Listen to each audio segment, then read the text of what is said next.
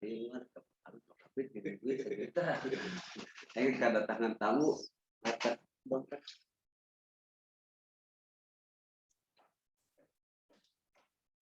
Ya, selamat sore teman-teman. Selamat bergabung di Reading Group Maksaflar. Ini edisi yang ke-33. Minggu kemarin kita sudah menyelesaikan bab 11. Di kesempatan kali ini di Reading Group yang ke-23 ini kita akan melanjutkan pembacaan bab ke-12. Jadi ini masih kelanjutannya mengenai komposisi Stern. Jadi ini dari perspektifnya Stern menuliskan cerita. Langsung saja kepada Pak Ubay untuk memandu jalannya Reading Group hari ini. Terima kasih.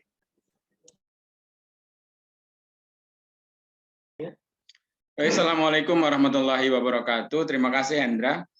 Teman-teman selamat datang di ruang virtual Reading Group Max Havelaar. Hari ini kita akan kita akan membaca bersama novel Max Havelaar yang ditulis Multatuli pada 1859 dan menjadi novel pada 15 Mei 1860. Hari ini pertemuan ke-23 kita membaca Max Havelaar dan kita akan membaca bab 12 novel Max Havelaar karya yang ditulis oleh Multatuli pada 1859. Minggu lalu telah dibaca bab 11 yang menceritakan tentang berbagai peristiwa di Sumatera Barat. Salah satunya adalah cerita tentang si Upi Keteh yang banyak permintaan karena kata Multatuli keinginan adalah sumber penyakit. Perasaan tidak cukup itu adalah sumber penyakit. Kita akan membaca bab 12 novel Max Havelaar yang tadi sudah dijelaskan oleh Hendra. Nah, akan tetapi akan di screenshot karena bukunya di Perpustakaan Nasional kebetulan sedang habis ya, sedang banyak yang baca. Nah, tentu saja kita senang sekali karena ternyata di Perpustakaan Nasional Indonesia novel Max Havelaar minggu-minggu ini selalu stoknya habis dipinjam.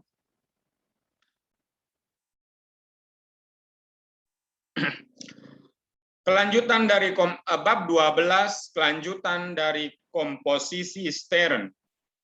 Akhirnya yang artinya yang sedang kita baca adalah Max Havelaar yang dinarasikan oleh Stern, seorang pemuda Jerman yang diminta menulis tentang kopi, oleh majikannya Batavus Droogstoffel. Jadi bagi teman-teman yang baru masuk di ruang ini hari ini, bahwa di Max Havelaar itu ada 3 pencerita. Yang pertama adalah Batavus Droogstoffel sebagai maklar kopi di Amsterdam. Yang pencerita kedua adalah Stern, seorang pemuda Jerman. Dan yang terakhir Havelaar sendiri atau Multatuli sendiri nanti di akhir novel di bab 20. Saat ini adalah komposisi dari Stern, jadi Stern yang sedang bercerita. Max sayang, ujar Tine, hidangan pencuci mulut kita sedikit sekali. Bisakah kau ingat Madame Scarron? Madame Scarron itu yang tidak punya makanan, oleh karena itu tamunya itu diberi hidangan berupa cerita. Jadi malah diajak ngobrol gitu ya, tidak karena tidak punya kopi, jadi orang yang datang itu malah disuguhi cerita. Saya jadi teringat Pak Peter Carey yang menyampaikan bahwa orang Indonesia itu sangat menyukai Yang pertama adalah cerita, jadi dongeng. Jadi orang kita sangat menyukai dongeng. Bisakah aku menceritakan sesuatu yang lain alih-alih menyantap kue? Astaga, suaraku parau, kini giliran Verbrugge. Ya, Tuan Verbrugge, tolong gantikan Max, ujar Madame Havelaar. Verbrugge bimbang sejenak lalu memulai. Dahulu kala, ada seorang lelaki yang mencuri kalkun. Oh, dasar bandel, teriak Havelaar. Itu cerita dari Padang, lagi pula bagaimana kelanjutannya? Itu saja, kau tahu akhir ceritanya. Yang pasti aku menyantap kalkun ini bersama seseorang. Kau tahu mengapa aku diskors di Padang? Kata orang, ada kekurangan uang di Natal, jawab Verbrugge. Itu tidak seluruhnya keliru, tapi juga tidak benar. Dari banyak penyebab mengapa aku sangat ceroboh dalam tanggung jawab keuanganku di Natal. Tapi ini sering sekali terjadi pada masa itu. Masalah-masalah di Sumatera Utara tak lama setelah terjadi perdamaian di Baros, Tapus, dan Singkel. Ini ditandai bahwa 3 daerah jajahan Belanda di pantai barat Sumatera Utara yang tadi itu ya, Baros, Tapus, dan Singkel. Singkel adalah wilayah kekuasaan Belanda yang terletak paling utara di pulau itu dan dipisahkan oleh sungai bernama sama dari Trumon dan Analabu. Kerajaan-kerajaan kecil yang masih independen lebih jauh ke utara terdapat Kesultanan Aceh. Seluruh pantai dari air Bangis sampai titik utara dikenal oleh para pelaut dengan nama Pantai Lada. Jadi di daerah Sumatera Utara, paling utara ada sebuah pantai namanya Pantai Lada, dan itu bagian dari Kesultanan Aceh dulu ya. Kita lanjutkan. Begitu membingungkan, semuanya begitu kacau, sehingga orang tidak bisa menyalahkan seorang pemuda yang lebih tertarik menunggangi kuda daripada berada di mejanya atau membereskan catatan pembukuan. Semuanya tidak bisa diharapkan agar teratur rapi, seakan seorang pegawai pembukuan Amsterdam bertanggung jawab untuk itu tanpa perlu mengerjakan hal lain.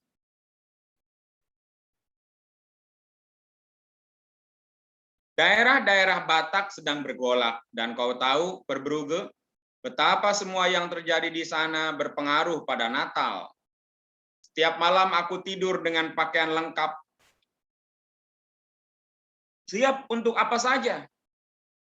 Dan ini seringkali diperlukan, lagi pula ada bahaya. Beberapa hari sebelum kedatanganku, terbongkar rencana pemberontakan dan pembunuhan pejabat pendahuluku. Dan ada sesuatu yang menarik dalam bahaya. Terlebih bagi seorang lelaki berusia 22 tahun. Jadi dulu ketika Multatuli di Padang usianya 22 tahun, berarti tahun 1842. Karena Multatuli sendiri lahir 2 Maret 1820. Nah, ini sindiran sebenarnya ke Verbrugge bahwa Havelaar ini dulu punya masalah di Natal.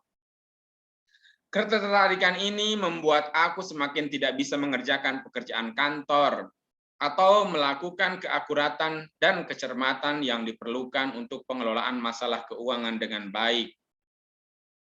Lagi pula, aku punya segala macam perkiraan gila di dalam kepalaku.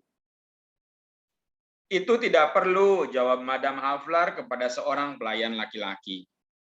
Apanya yang tidak perlu? Tadi kukatakan kepada mereka untuk menyiapkan sesuatu di dapur, nyiapin omelet atau semacam itulah. Dan itu tidak perlu karena aku sudah memulai ceritaku. Nakal sekali. Tine, baiklah, sejauh menyangkut diriku, tapi tuan-tuan ini juga punya suara dalam hal ini. Verbrugge, apa yang kau suka? Omelet, bagianmu, atau cerita? Itu pilihan yang sulit untuk lelaki sopan, jawab Verbrugge. Aku juga tidak ingin memilih Imbuk Duklari. Karena itu adalah keputusan di antara suami dan istri. Dan entre le corps et le bois, il ne peut pas mettre le doigt.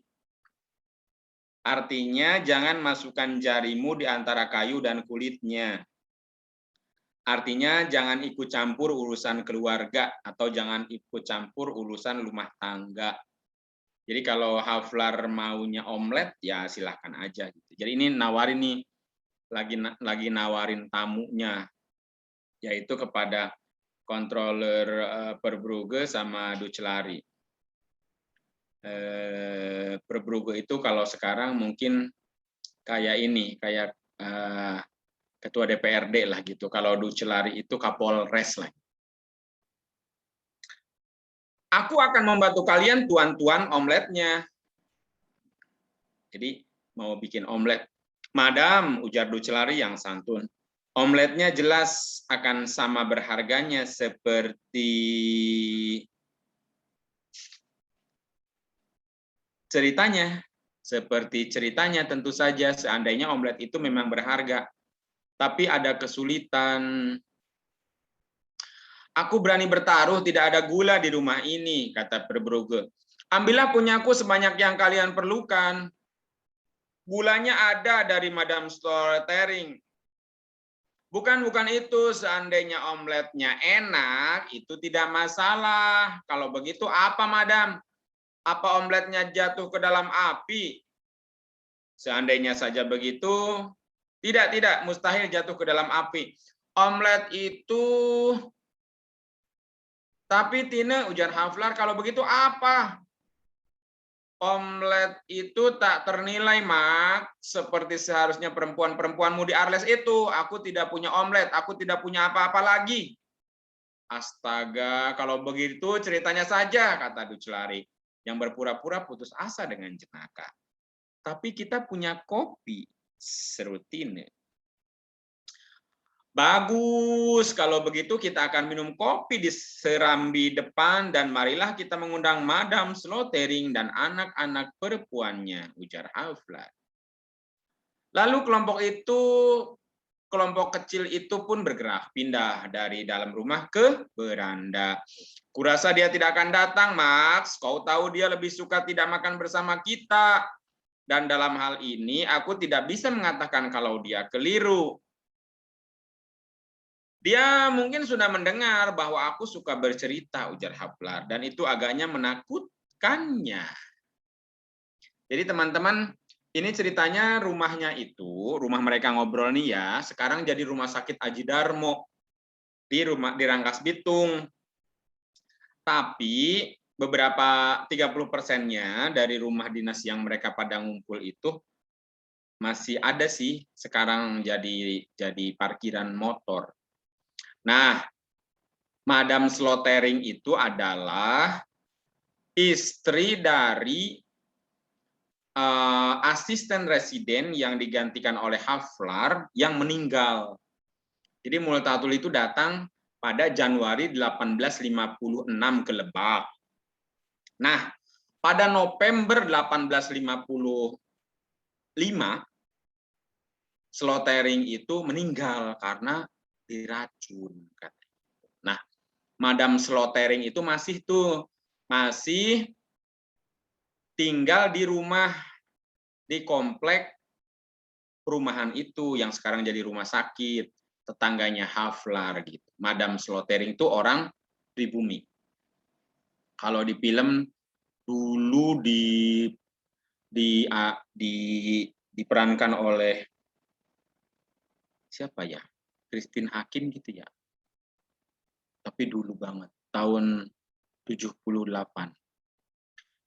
Kita lanjutkan. Kau keliru, Max. Itu tidak akan mengganggunya. Dia tidak memahami bahasa Belanda. Tidak. Tidak, dia mengatakan ingin mengurus rumah tangganya sendiri dan aku sangat memahami itu. Kau tahu bagaimana kau menerjemahkan namaku? IHVW, Eigenhard Velward. Artinya, perapian milik sendiri sangatlah berharga. Tidak ada tempat senyaman rumah. Nama istri Havelaar itu Everdeen Hubert van Wijzenbergen. Everdeen Huberta van Wijzenbergen. Ini diplesetin sama Multatuli kalau manggil istrinya itu IHVW, Eigenhard Velward. Ini kayak panggilan sayang gitu ya. Misalnya Hendra manggil pacarnya misalnya namanya misalnya dengan sebutan siapa misalnya Pas misalnya gitu ya. Pas itu artinya klop gitu. Atau singkatan misalnya Pas. Misalnya Pas itu menjadi perempuan aku sekali misalnya gitu ya.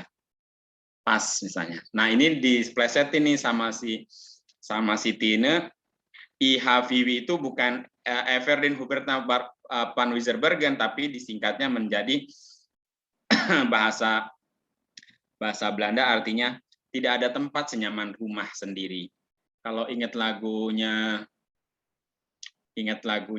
siapa? Ahmad Albar, lebih baik di sini, rumah kita sendiri.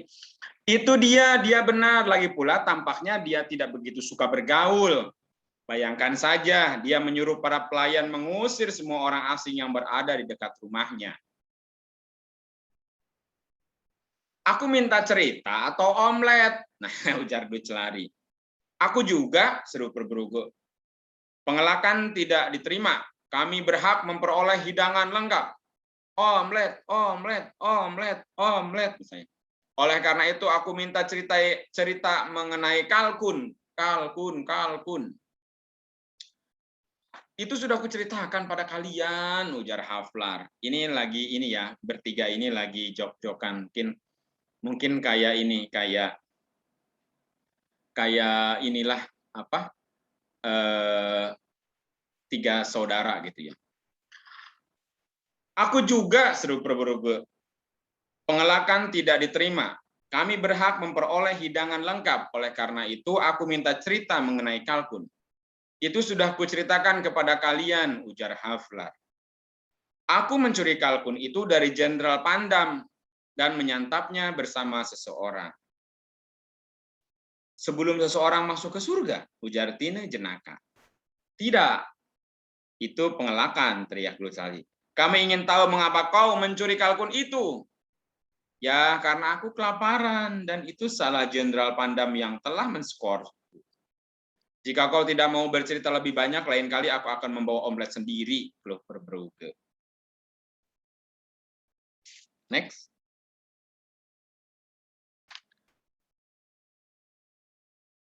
Percayalah, tidak ada lagi selain itu. Dia punya banyak kalkun, sedangkan aku sama sekali tidak punya. Hewan-hewan itu dihalau melewati pintu rumahku. Aku menangkap seekor dan kukatakan kepada lelaki yang berlaga menjaga mereka, katakan kepada jenderal bahwa aku, Max Havelaar, mengambil kalkun ini karena ingin menyantapnya. Dan bagaimana dengan epigram itu? Apakah Verbrugge memberitahumu soal itu? Ya, epigram itu tulisan apa ya? Tulisan Dra, coba carikan epigram itu, atau Mas Suban tahu epigram itu apa, Mas?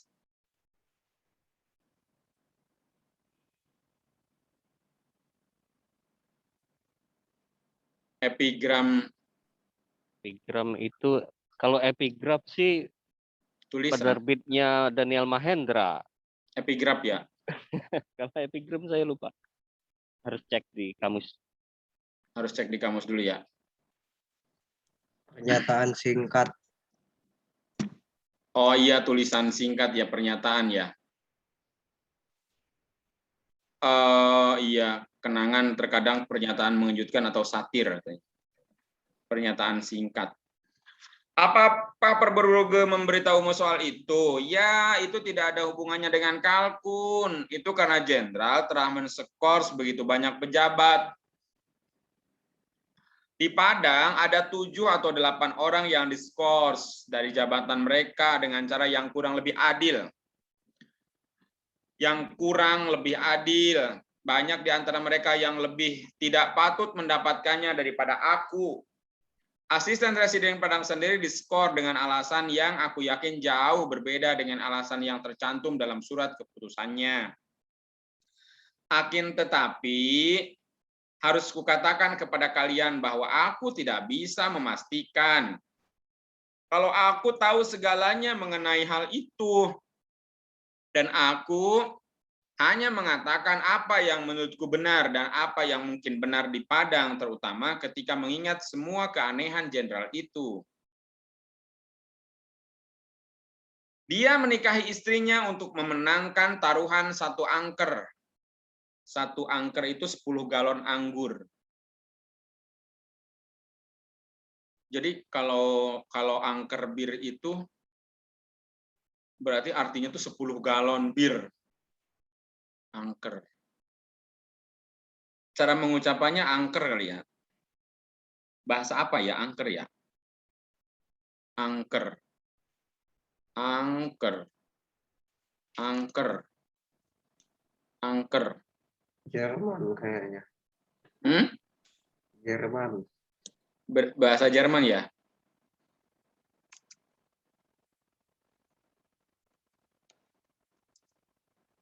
Angker artinya 10 galon. Jadi kalau minum bir merek angker sama seperti minum galon 10. Minum galon 10.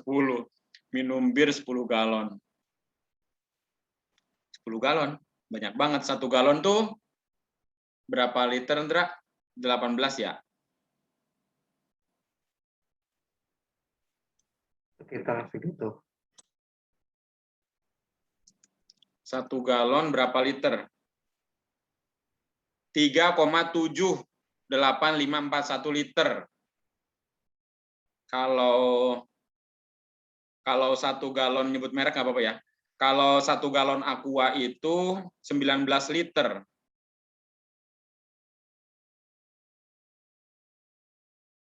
Satu galon itu tadi 1 galon sama dengan 3,7 liter. Oh, tapi kita nyebutnya 1 galon Aqua ya, padahal mah itu enggak segalon.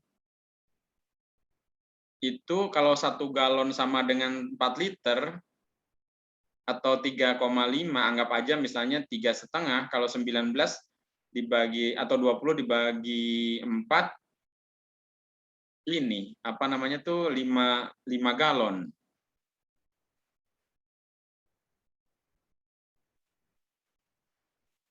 Oh, galon di sini, di galon di kita mah bukan berarti liter. Galon di kita mah bermakna ini apa? Tempat. Yang ngebelenok itu disebutnya galon. Tapi galon sendiri artinya volume.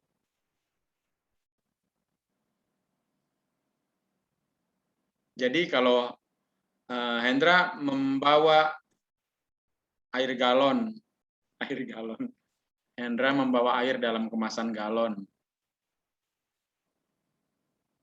10 galon angker. Dia sering keluar pada malam hari dan keluyuran. Suatu ketika Tuan Paul Klenar begitu menghormati penyamaran jenderal itu, sehingga memukulinya di sebuah jalan kecil di dekat rumah piatu anak perempuan karena mengiranya sebagai pengganggu ketentraman umum biasa. Next. Jadi ini teman-teman agak membosankan nanti ke depannya loh. Staminanya harus kuat. Tapi saya ngasih tahu lebih dulu sih, nggak apa-apa. Ini bab 12 ini nanti bab 13, bab 14 nanti mulai yang biasa lagi bab 19, bab 17, bab 16, bab 17. Jadi ini menceritakan tentang Jenderal Pandam, atasannya Haflar di Sumatera Utara yang menskors Haflar gara-gara dianggap tidak becus mengelola keuangan. Nah, si Jenderal Pandam ini diceritain oleh Haflar tadi nikahin istrinya untuk memenangkan apa tadi? Untuk memenangkan taruhan 1 atau 10 galon anggur. Kemudian dia juga si jenderal ini suka keluyuran, pernah digebukin tuh sama Tuan Falklenar karena dianggap mengganggu ketentraman umum. Tidak jauh dari tempat itu tinggallah Nona. Ada desas-desus bahwa Nona ini telah melahirkan seorang anak yang kemudian tidak diketahui keberadaannya. Asisten residen hendak menyelidik masalah itu dan tampaknya mengungkapkan keinginannya di pesta main kartu di rumah jenderal. Nah, itu yang dipecat ya, asisten residen yang dipecat. Asisten residen Padam dipecat oleh Pandam gara-gara dia mau menyelidiki ini Jenderal Pandam suka keluyuran ke Serang misalnya gitu ya, dan ke daerah A misalnya, di daerah A itu ada nona-nona melahirkan anak kayak gitu, jadi bla bla bla lah gitu ya, akhirnya dipecat. Keesokan harinya dia menerima perintah untuk pergi ke distrik tertentu yang pengawasnya telah diskors dari jabatannya karena ketidakjujuran. Entah benar atau tidak untuk menyelidiki dan melaporkan masalah itu. Jelas asisten residen itu bertanya-tanya, mengapa dia diberi tugas yang sama sekali tidak ada hubungannya dengan distriknya. Namun sejujurnya karena dia menganggap tugas itu sebagai kehormatan besar, dan karena dia memiliki hubungan yang baik dengan jenderal itu, dia tidak punya alasan untuk mencurigai adanya perangkap. Dia menerima tugas itu dan pergi ke bla bla bla bla. Aku tidak tahu kemana untuk melaksanakan perintah itu. Setelah beberapa waktu, dia kembali dan membuat laporan yang tidak menyalahkan pengawas itu. Namun lihatlah, masyarakat, yaitu tak seorang pun dan semua orang di Padang, kini mengetahui bahwa pengawas itu diskors hanya untuk memberi peluang bagi pemecatan asisten residen dari jabatannya untuk mencegah penyelidikan yang ingin dilakukannya sehubungan dengan raibnya anak itu. Atau setidaknya untuk menunda penyelidikan itu sampai pemecahan misterinya menjadi lebih sulit. Kuulangi lagi bahwa aku tidak tahu apakah itu benar, namun karena aku mengenal Jenderal Pandam, Jenderal Pandam ini setingkat gubernur lah kalau sekarang ya, residen di Sumatera Utara, di Natal. Karena aku mengenal Jenderal Pandam dengan baik, bagiku itu tampaknya sangat bisa dipercaya. Di Padang juga tidak ada seorang pun yang menganggap Jenderal Pandam tidak mampu melakukan hal semacam itu. Mengingat betapa buruknya moralnya, sebagian besar orang hanya memujinya untuk satu hal, yaitu keberaniannya menghadapi bahaya. Lagi pula, jika aku yang pernah melihatnya menghadapi bahaya bersikuku. Nah, itu. Sebentar. Apa itu, Indra? Bersikukur? Bersikukuh. Bersikukuh. Kenapa, Lia? Bersikukuh. Oh. Lagi pula, jika aku yang pernah melihatnya menghadapi bahaya, bersikukuh dengan pendapat bahwa dia memang lelaki pemberani. Hal itu saja akan mencegahku untuk menceritakan kisah ini. Memang benar bahwa jenderal itu telah menyebabkan banyak orang dibabat habis di Sumatera. Tapi itu harus dilihat dengan lebih saksama untuk membentuk penilaian yang benar mengenai keberaniannya. Betapapun aneh kelihatannya, aku yakin jenderal itu mendapatkan kejayaan militernya gara-gara semangat mempertentangkan segala hal yang sedikit banyak bisa memancing semangat kita semua. Seseorang bisa dengan mudah mengakui bahwa Peter atau Paulus memang begini atau begitu, tapi siapakah dia sehingga orang harus membiarkannya? Lagi pula kau pasti akan menerima pujian seandainya mempunyai kesalahan besar yang sangat mencolok. Kau Verbrugge mabuk setiap hari. Aku, tanya Verbrugge, yang tidak begitu banyak mengonsumsi minum alkohol. Ya, aku membuatmu mabuk setiap hari. Kau begitu lupa diri sehingga Duclari tersandung tubuhmu di seberambi depan. Itu dianggapnya tidak menyenangkan, tapi next atau habis. Dia akan segera mengingat sesuatu yang baik dalam dirimu yang belum pernah diungkapkan.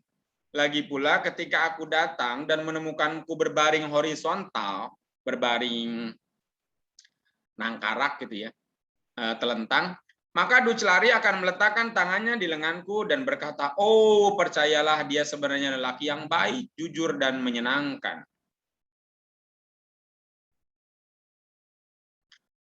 Aku akan berkata begitu mengenai Verbrugge walaupun dia dalam keadaan vertikal, ujar Duclari. Tapi tidak dengan begitu berapi-api dan penuh keyakinan. Renungkanlah, seberapa sering kita mendengar orang berkata, oh, seandainya saja lelaki ini mau memperhatikan bisnisnya, dia akan menjadi seseorang. Tapi lalu muncullah cerita betapa dia tidak memperhatikan bisnisnya dan karenanya dia bukan siapa-siapa. Aku yakin, aku tahu alasannya. Bagi mereka yang sudah mati, kita selalu mendengar sifat-sifat baik yang belum pernah kita dengar. Ini karena mereka tidak akan merintangi jalan siapapun. Semua orang kurang lebih berjalan seiring. Kita ingin menempatkan orang lain jauh di belakang kita dan memiliki segalanya di bawah kita. Kesopanan, bahkan kepentingan diri sendiri, mencegah diakuinya hal ini karena orang-orang akan langsung tidak mau mempercayai kita. Walaupun kita menyatakan bahwa sesuatu yang benar, maka dicarilah dalih dan lihatlah bagaimana cara kita melakukannya. Ketika kau, Duclari, mengatakan, Letnan Slobkous adalah tentara yang baik, sungguh dia tentara yang baik, aku tidak bisa mengungkapkan secara memadai seberapa baiknya Letnan Slobkous sebagai tentara. Tapi dia bukan ahli teori. Bukankah begitu, Duclari? Aku tidak pernah mengenal atau melihat Letnan Slobkous. Baiklah, ciptakan dia dan katakan begitu mengenalnya. Nah, aku menciptakannya dan berkata begitu. Kau tahu apa yang kini kau katakan? Kau mengatakan bahwa kau, Duclari, sangatlah arti dalam teori. Aku tidak lebih baik sedikit pun. Percayalah, kita keliru jika marah besar terhadap seseorang yang sangat jahat karena orang-orang baik di antara kita juga sangat mendekati jahat. Misalkan kita menyebut kesempurnaan sebagai 0 derajat dan kejahatan sebagai 100 derajat, lalu betapa kelirunya kita yang berfluktuasi antara 98 sampai 99 jika menjelekkan seseorang yang berada pada 101. Lagi pula aku masih yakin ada banyak orang yang tidak mencapai derajat ke-100 karena tidak memiliki sifat-sifat yang baik, misalnya keberanian yang kira-kira setara dengan 1 derajat. Nah, gitu teman-teman. Jadi ini semacam otokritik kepada kita untuk tidak lalu memuji orang tapi di akhirnya dengan kata tapi dia bukan ahli teori gitu. Wah, sebenarnya Mas Subhan itu keren banget sih. Oh, naik sepedanya jago, keren. Oh, seorang sprinter hebat, dia kemana-mana naik sepeda, sampai pernah naik sepeda ke Amerika, keliling dunia. Tapi dia bukan seorang pencinta yang baik misalnya gitu. Nah, itu kan sama dengan mengatakan bahwa aku pencinta yang baik. Dan ini ada kutipan menarik nih, teman-teman bisa baca. Percayalah, kita keliru jika marah besar terhadap seseorang yang sangat jahat. Karena orang-orang baik di antara kita juga sangat mendekati jahat.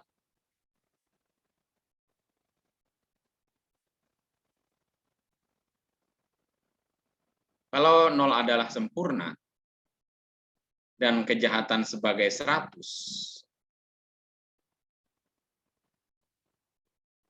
kenapa yang 9899 posisinya di mana? Apakah 9899 kurang jahat? Terus bagaimana kalau yang 101? 101 itu apa gitu? Aku berada di derajat berapa, Max? Aku perlu kaca pembesar untuk melihat bagian yang lebih kecil, Tine. Aku keberatan, teriak Verbrugge. Tidak, madam, bukan keberatan terhadap kedekatanmu dengan 0, bukan, namun terhadap pejabat-pejabat diskors. Seorang anak hilang, seorang jenderal dituduh. Tapi mana ceritanya? Tine, upayakan lain kali ada sesuatu di dalam rumah. Tidak, Verbrugge, kau tidak akan mendapatkan cerita.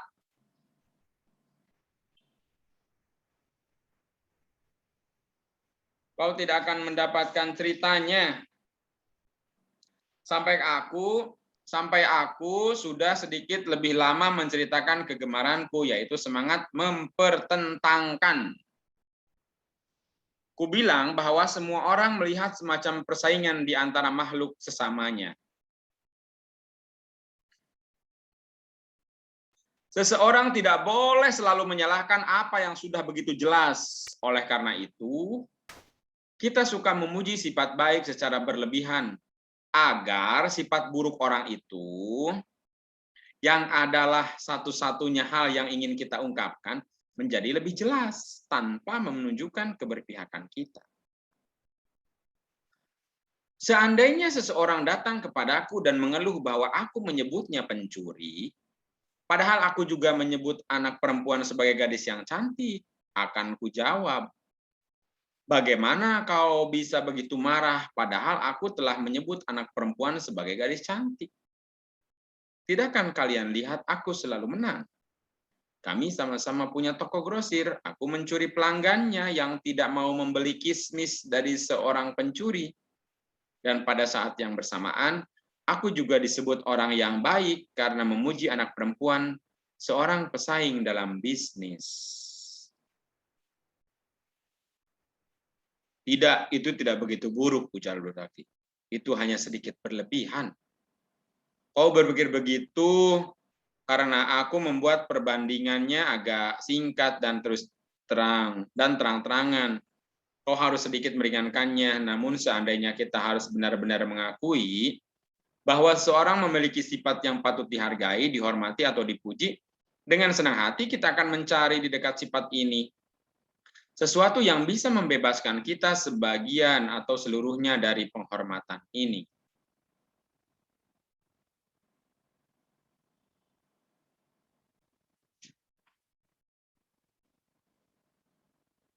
Kepada penyair semacam itu, kita harus membungkuk hormat.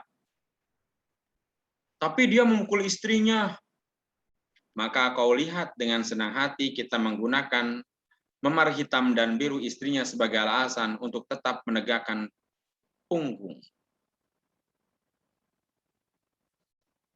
Ini perumpamaan-perumpamaan yang terus disampaikan oleh Hafler ya di halaman-halaman ini. Tadi misalnya ada perumpamaan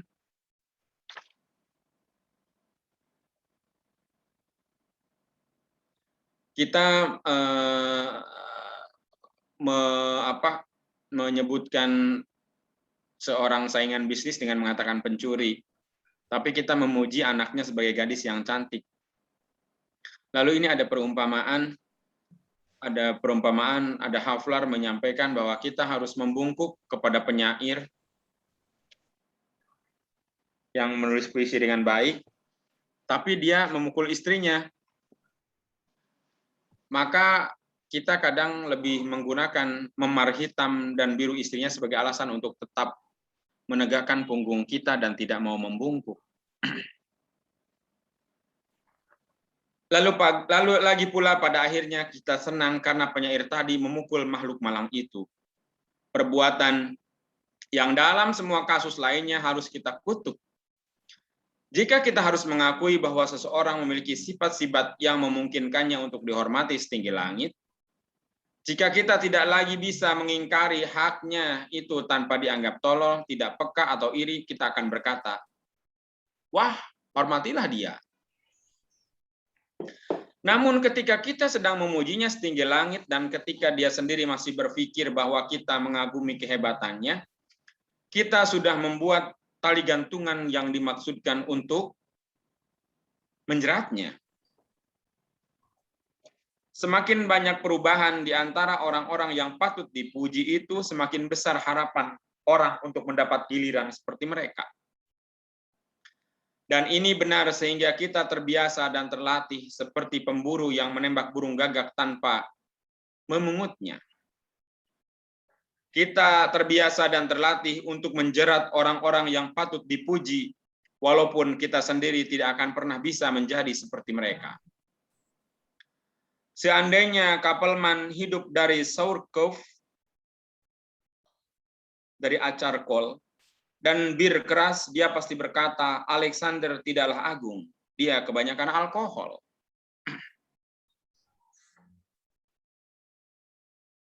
Walaupun Kapelman sama sekali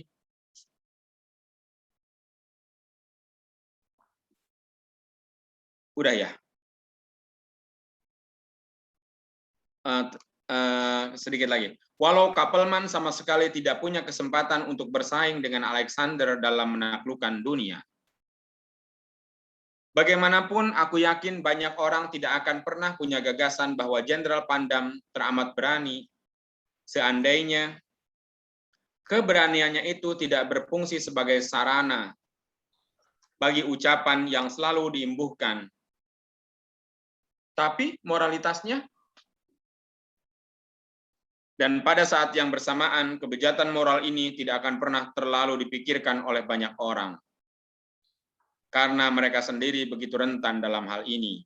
Seandainya sifat buruk tersebut tidak diperlukan untuk menyeimbangkan keberaniannya yang terkenal itu. Yang mengganggu kenyenyakan tidur beberapa orang. Terima kasih.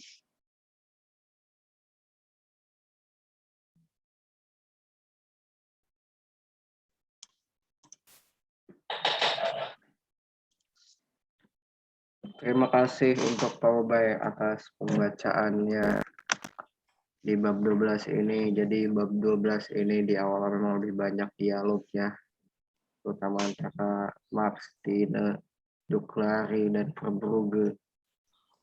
Di sini juga kita tahu bahwa memang interaksi antara Duclari dan Verbrugge bersama Marx itu erat sih.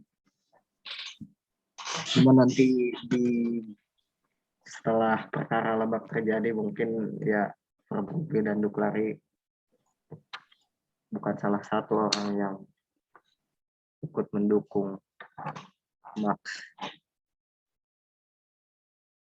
Ya, bagi teman-teman yang ingin ada diskusi, yang ingin mengajukan pertanyaan atau apapun silahkan, dan selamat datang buat Mas Sigit yang baru bergabung. Katanya mati listrik di apartemennya. Ya, masih mati kayaknya.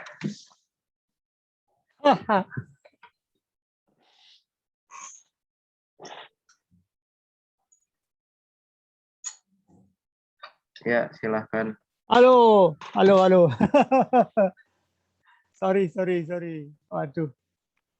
Iya, jadi ini seharusnya masih mati, ternyata nyala ya. Ini udah masuk bab 12 ternyata ya. Oke, bab 12 baru dialog-dialog awal ya. Oke. Aku tadi baru aja ada connect, jadi aku baru masuk. Aku tidak bahas ini ya, aku sudah 3 kali aku menghubungi Mbak itu, Mbak siapa namanya, Mbak Tuti ya, yang di Leiden itu kan. Dia pertama bilang bahwa sudah baca Mangkaflar, sudah nonton film Mangkaflar. Barusan tak hubungi lagi, flyernya tak kirim. Apa namanya? Dia besok mau pergi ke Perancis gitu. Jadi oke lah, aku yang penting udah mencoba kan gitu ya. Karena ini masalahnya malah masalah interest aja kan gitu ya enggak. Orang mencari interest itu sulit loh. Karena apa? Banyak kegiatan itu mencari prioritasnya itu yang paling berat di situ. Untuk terus digongkan ke sastra itu yang paling sulit ini. Padahal dia suaminya ini profesor perang Belanda kan, sebetulnya sangat bagus sekali kalau bisa masuk ke sini. Oke lah, ini usahaku. Tapi masih ada lagi satu cadangan orang Belanda yang tinggal di Swiss, sudah saya pegang nomornya.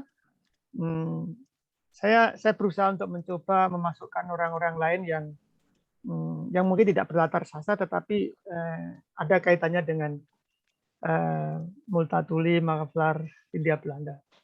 Ya, gitu dulu. Lanjut ya UP untuk Hendra ya, untuk minggu depan mudah-mudahan aku bisa ikut mulai awal. Ya, gitu dulu. Salam untuk semua. Terima kasih, Mas. Ya, untuk yang lainnya apakah ada diskusi? Untuk Mas Subhan mungkin biasanya suka ini nih, suka banyak pikiran yang menarik-menarik. Atau Mbak Virginia silahkan, bila ingin ada yang ditanyakan. Iya, terima kasih Mas. 3 minggu kemarin kami memang tidak bisa tidak bisa reading karena 2 minggu pertama saya harus isolasi, kemudian minggu berikutnya ada pekerjaan. Minggu kemarin kita lanjut menyelesaikan bab 11 dan hari ini membaca bab 12 di pertemuan ke-23. Besok Jumat, Sabtu, Minggu itu ada pertemuan di Bandung untuk kegiatan Forum Taman Baca Masyarakat seluruh Indonesia. Saya diminta untuk ngisi praktik reading virtual. Mungkin saya akan bercerita tentang ini, tentang reading group di Zoom meeting ini. Memang beberapa teman yang ahli atau manajemen tentang pemasaran di media sosial, memang Zoom meeting ini di satu sisi tidak banyak yang mau karena harus membutuhkan akses tambahan, yaitu kuota yang besar gitu ya. Beberapa teman sih menyarankan untuk live streaming di Instagram yang lebih terbuka. Tapi kita masih coba untuk menggunakan Zoom meeting ini. Mudah-mudahan besok saya juga bisa ke Bandung untuk berbagi cerita dengan kawan-kawan yang lain tentang reading group virtual ini, bagaimana menyiasati tadi kalau bahasa Mas Sigit, menarik teman-teman yang tidak ada minat di sastra ke lingkungan sastra, atau menyeimbangkan waktu di tengah-tengah banyak kesibukan. Saya pikir memang kalau generasinya generasi Instagram memang lebih sukar masuk ke Zoom meeting ini. Tidak seperti nonton Instagram live atau nonton TikTok misalnya. Kalau Instagram live atau TikTok kan tidak harus seperti Zoom meeting ini gitu. Ya, oke Ube. Aku nambahkan ya Ube. Jadi gini, hari Sabtu Minggu kamu baca Tempo ya, tulisanku di sana. Ya, aku udah mulai 2 kali. Ini by order, jadi aku dipesan. Karena ada seniman teater ke Swiss, ya main di Swiss, terus saya liput. Nah, aku tanya Tempo mau muat. Jadi hari Sabtu ini kelihatannya dimuat. Nah, kebetulan saya di sana ketemu, saya berkenalan dengan seorang, mungkin kamu kenal, namanya Mas Seno. Jadi di Tempo. Dia itu bilang, Mas, kalau ada karya kirim ke websitenya Borobudur Writer and then Festival. Aku ngirim 2, 1 Kafka, 2 Dadaisme. Dadaisme langsung tertarik dengan Dadaisme. Lah, di sana itu ada Zoom tentang meditasi gitu loh. Aku ikuti kemarin. Ini selama pandemi ini Zoom-nya itu. Lah, aku akan usul ke ini ya, karena aku sudah mulai dekat gitu, akrab gitu. Akan usul kalau bisa Zoom-nya ini dimasukkan ke calendar of event dia gitu.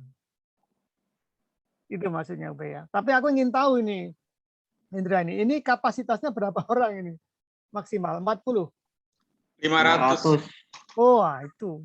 Ya, jadi aku ingin tahu kalau ini Borobudur Writer Festival ini dekat dengan Multatuli kan ini teks kan, ya enggak?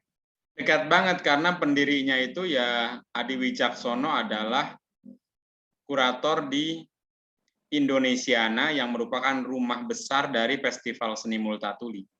Nah, itu. Oke, Dan apalagi pendiri Borobudur Writers Festival sering ngobrol sama saya secara pribadi, Adi Wicaksono ini. Dia juga yang ya termasuk 5 orang yang ngurusin Borobudur Writers Festival dan Festival Panji di Jawa Timur. Ya, kami secara lembaga memang punya Zoom yang 500 kapasitasnya dan ini sudah dibayar sampai Desember 2021. Jadi secara kapasitas dan Zoom ini akan tetap ada, maksudnya mampu menampung banyak peserta. Bahkan nanti simposium di bulan Oktober untuk yang dipandu, yang biasanya tahun-tahun sebelumnya dipandu Erlang, tahun ini akan menggunakan Zoom meeting juga untuk di Festival Seni Multatuli. Tema tahun ini tragis tapi manis atau manis tapi tragis. Semua pembicara akan ngomongin Saijah dan Adinda. Kalau tahun sebelumnya ngomongin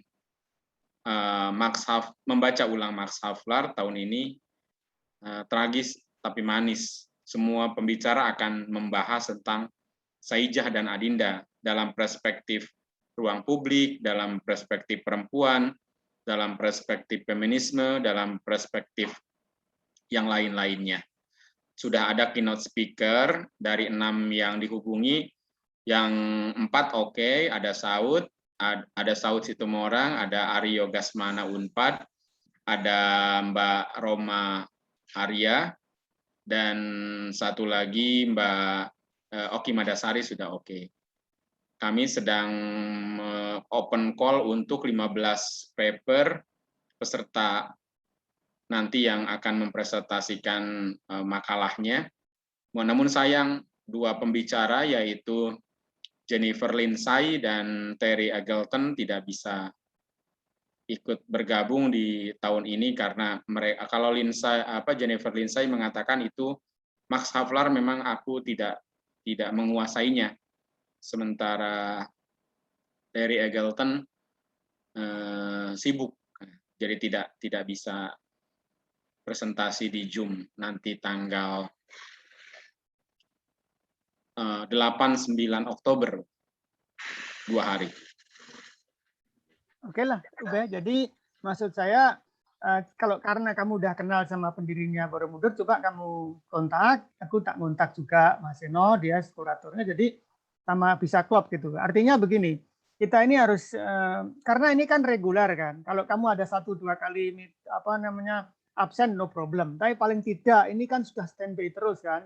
Apalagi Indra membuat flyer yang tiap minggu itu flyer dibuat, meskipun hanya ini, tapi itu penting gitu. Jadi aku lihat tempat-tempat lain yang di masa pandemi ini tidak ada aktivitas yang terkait dengan sastra, sebetulnya ini kesempatan bisa masuk. Ya, itu aja. Iya Mas, tidak harus ini ya. Jadi kita tidak harus mengubah format ya. Jadi beberapa teman sih memang menyarankan untuk tidak melulu di Zoom karena beberapa teman sendiri memang kalau Zoom harus membutuhkan kuota yang besar dengan kemampuan beli pulsa yang mungkin agak susah di masa ini, namun ya kita coba terus sih. Saya coba besok hari Jumat juga di Bandung akan bercerita tentang ini, reading group secara virtual di Zoom meeting ini dengan berbagai kendalanya tentu, dengan berbagai tadi kesulitan peserta yang kita juga paham, lalu juga mungkin juga benar juga karena promosi kita tidak segencar melalui forum-forum resmi, WA group dan sebagainya. Berbeda dengan pertemuan ke-8 atau ke-10 waktu itu, tiba-tiba saja ruangan kita dipenuhi oleh sekitar 35 peserta, dan kita juga tidak tahu siapa yang menggerakkan itu, atau ada grup apa. Ya, ya. Ya, ini sudah bagus formatnya, udah bagus.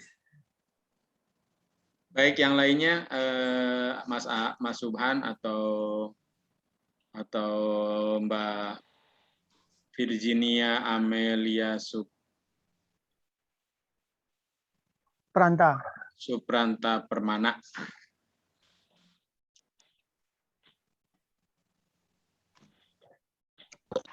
Aku setuju sih. Kalau ada uji coba tawaran Borobudur Writers itu, mungkin kalau misalnya baca langsung ICCL itu kan pernah ya ada kayak baca di tempat terbuka yang di panggung itu loh, aku ingat. Cuman apakah yang dibaca itu sesuai urutan reading group atau dipilih bagian khusus gitu. Misalnya kalau misalnya nyambung dengan Borobudur Writers, apakah waktu reading group tersambung itu sama aja dengan membaca seperti kita reguler ini, maksudnya sesuai dengan urut-urutan atau milih bagian yang menarik gitu. Karena ya misalnya kalau yang bacanya seperti yang dibaca seperti yang tadi gitu kan, yang cenderung banyak dialog dan lain-lain, mungkin peserta yang gabung di acara khusus itu akan mikir-mikir bagian mana yang bisa dia diskusikan gitu. Itu sih kalau ini tuh ya aku membayangkan ada kemungkinan semacam itu. Gimana kira? Kalau menurutku gini menurutku Mas Master Reading Group ini. Ini kan memang judulnya Reading Group ya. Judulnya aja udah Reading Group. Kalau tadi Ube bilang ada event-event tertentu tentang saja itu memang sebuah spesial ya, sebuah presentasi ya. Nah, itu. Di sini memang kendalanya kita akan mencari orang-orang menjadi militan gitu kan, militan teks, atau hanya mengenal festivalnya aja kan gitu ya enggak? Nah, ini ada dua menurutku. Lah, yang kita tawarkan tentu saja ini reading groupnya ini intens supaya khatam selesai gitu ya.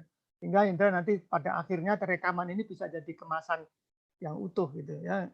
Tapi ada memang sebagian orang yang hanya festivalnya gitu ya, festivalnya. Nah, seperti orang ke Praha ada yang hanya nonton beli kaosnya, ada yang membeli bukunya. Nah, ini kita mencari orang yang beli bukunya gitu. Tapi ada juga yang beli kaosnya gitu. Itulah ya. Nah, itu Erlang tuh udah punya kaos Kafka itu. Jadi ya kita kedua-duanya kita dan UB mempunyai dua menu itu kan gitu. Kalau ada pertanyaan dalam reading group, wah bosan ini kok tek melulu, kamu tunggu nanti eventnya ada yang itu kan kira-kira seperti itulah ya menurut.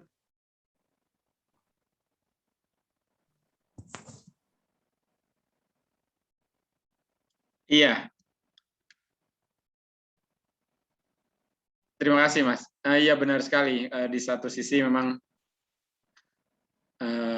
kalau hanya sekedar membaca kemudian mendengarkan bisa jadi ini. Tapi kalau ada teksnya memang ini pilihan. Akan tetapi, ya nggak apa-apa Mas Subhan. Kalau pertanyaan Mas Subhan tadi bisa dijawab kalau di CCL waktu reading group kalau ada acara memang itu membaca lanjutannya, Mas. Jadi ketika reading group di panggung itu ya terus lanjut gitu. Kecuali kalau saya pernah satu kali di CCL dulu reading group memang Saijah dan Adinda. Meskipun tidak tepat di bab Saijah Adinda. Dulu kebutuhannya untuk siaran TV. Jadi satu masa pernah ada untuk siaran TV, entah itu di Metro TV atau di ITV, kami di CCL membacakan Saijah dan Adinda. Meskipun sebenarnya minggu itu bukan tepat di bagian Saijah Adinda. Tapi kalau yang di panggung itu lanjut terus pertemuan sesuai dengan teks yang sedang dibaca, halaman di Maksaflar yang sedang dibaca.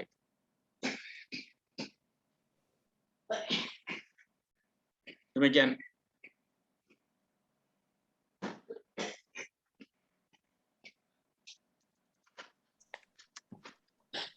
Ya.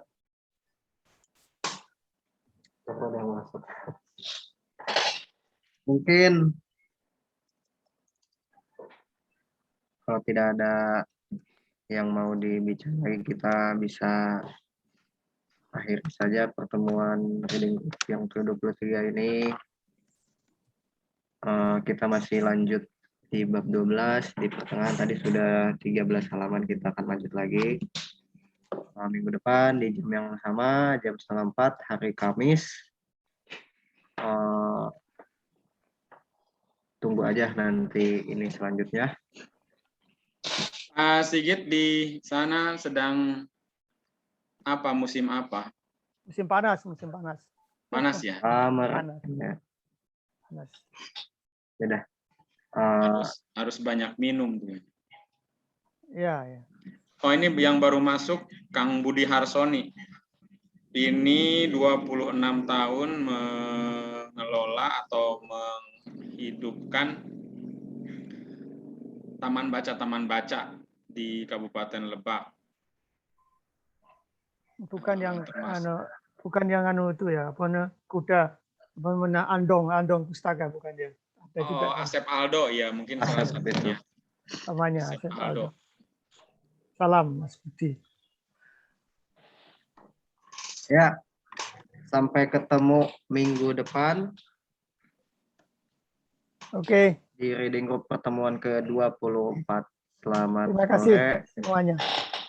Salam, terima kasih semuanya, Mas Sigit, Mas Suban, Mbak Lia, dan Kang Budi Harsoni. Hendra, terima kasih.